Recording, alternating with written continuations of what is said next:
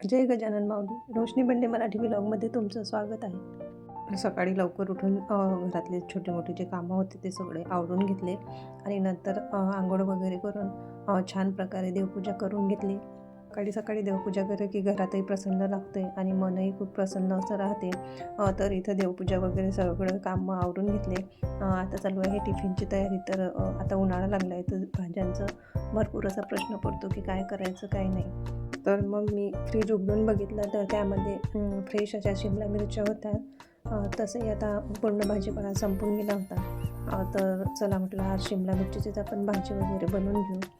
शिमला मिरची भाजी सुकी बनवायची आहे. त्यासाठी मी 2 कांदे घेतले, थोड्या 4-5 हिरव्या मिरच्या कट करून घेतल्या आणि ज्या हिरव्या शिमला मिरची होत्या त्या मोठ्या कापमध्ये अशा कट करून घेतल्या.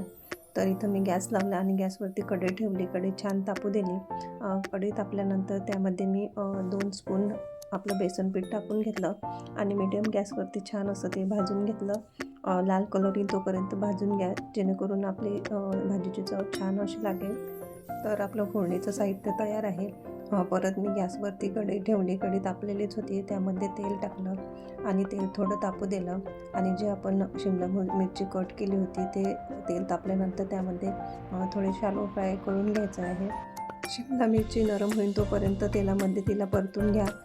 शिमला मिरचीची चुन्यातली जी ही भाजी आहे ती चवीला खूप छान होते. छान दोन्ही साईडनं मऊसूत अशा शिमला मिरच्या माझ्या झालेल्या आहे.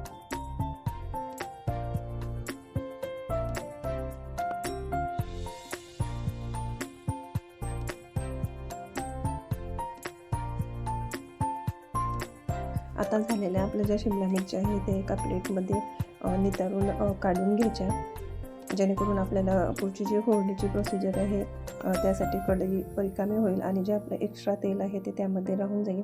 आता आपण ज्या शिमला मिरच्या झाल्या होत्या त्या काढून घेतल्या आणि आपलं जे बाकीचं तेल होतं ते खाली त्यामध्ये थोडं तापू द्या, कारण शिमला मिरचीचा जो ओलसरपणा असतो तो तेलामध्ये उतरतो. म्हणून फोडणीचं तेल तापू द्या, जेणेकरून फोडणीला चांगला तडका बसेल. आता इथं तेल तापलेलं आहे. त्यामध्ये मी थोडं जिरं टाकणार आहे, मोहरी टाकणार आहे आणि आपण बेसन पीठ वापरणार आहे. तर मी हिंग टाकून घेतलं आणि लसणाच्या ज्या 10-12 पाकळ्या होत्या त्या छान अशा ठेचून घेतल्या होत्या. ठेचताना त्यामध्ये मी थोडं जिरं टाकून घेतलं होते. जिराचं ठेचताना थोडा स्वाद वेगळा येतो. आता बारीक केलेल्या ज्या मिरच्या होत्या हिरव्या त्या आपण त्यामध्ये टाकून घेतल्या. कट केलेला जो कांदा आहे तो पण आपल्या फोडणीमध्ये टाकून घ्या आणि छान मऊसूत होईल असा मीडियम गॅसवरती कांदा होऊ द्यायचा.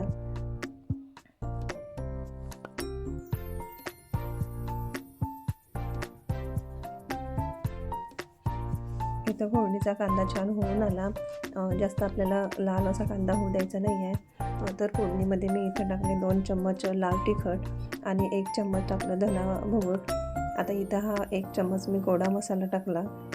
इथं मी हिरवी मिरची पण वापरली आणि लाल तिखट पण वापरलं. हिरवी मिरची याच्यासाठी वापरली कारण भाजीची चव थोडी वेगळी येते. थोडं दोघी थोडं थोडं वापरले की चव भाजीची छान होते. असे हे मसाले थोडे कमी गॅसवरती मी फ्राय करून घेतले आणि आपण जे साईडला शिमला मिरची तेलातून काढून ठेवली होती ती त्या मसाल्यामध्ये टाकून द्यायची आणि कमी गॅसवरतीच छान असं हे मिश्रण मिक्स करून घ्यायचं, जेणेकरून जो आपला कोरडा मसाला होता तो खालून लागून येणार नाही, कारण कमी गॅसवरती मसाला जळून उठत नाही. म्हणून शक्यतो कमीच गॅस ठेवायचा. आता हे मिश्रण छान एकजीव झाल्यानंतर आपण जे बाजूला बेसन पीठ भाजून ठेवलेलं होतं ते यामध्ये टाकून घ्या.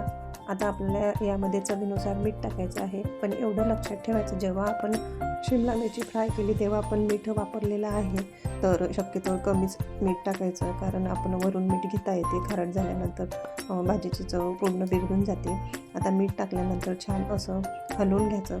आता इथं छान अशी एक स्पायसी चव येण्यासाठी मी यामध्ये टाकलेला आहे आपला अर्धा चम्मच चाट मसाला, जेणेकरून या भाजीला एक वेगळी चव येईल. आता छान अशी बारीक चिरलेली कोथिंबीर तुम्ही भाजीमध्ये टाकून घ्या आणि छान हलवून घ्या. यामध्ये पाणी वगैरे आपल्याला काहीच टाकायचं नाही आहे. गॅसची फ्लेम मिडियमच ठेवायची आणि छान अशी एक वाफ येईन तोपर्यंत गॅसवरती ठेवायचं आणि सारखं भाजीला हलवत जायचं, कारण खालून भाजी लागून येणार नाही. तर इथं आपली शिमला मिरचीची भाजी तयार आहे. दिसायला पण छान आणि करायला पण सोपी आहे आणि चवीला पण तशीच छान आहे. तर इथं माझ्या चालू आहे चपात्या. डो वगैरे मी आधीच करून घेतला होता. आता पटापट टिफिनसाठी चपात्या इथं करणं चालू आहे. टिफिन लवकर करावा लागतो तर सकाळी सकाळी थोडी घाईच असते. तर इथं भाजी तर झालेली आहे. आता कोरडी भाजी आणि चपाती कशी खायची म्हणून मम्मी काहीतरी याच्यासोबत पाहिजे. तर मुलांचं असं होतं की दही किंवा फोडणीचं ताक असं त्यांना काहीतरी पाहिजे. तर घरामध्ये दही होतं तर मी दही छान रळीनं फेटवून घेतलं आणि फोडणीचं ताक भाजीसोबत करूया म्हटलं. आता तसाही उन्हाळा लागलेला आहे. उन्हाळा लागल्यावर म्हटल्यावर दही आणि फोडणीचं ताक वगैरे हे तर चालणारच आहे. तर दही मी फेटवून घेतलं आणि फोडणीसाठी एक भांडं ठेवलं आणि भांड्यामध्ये तेल टाकून जिरं मोहरी मी टाकून घेतली. छान जिरं मोहरी तडतडू दिली.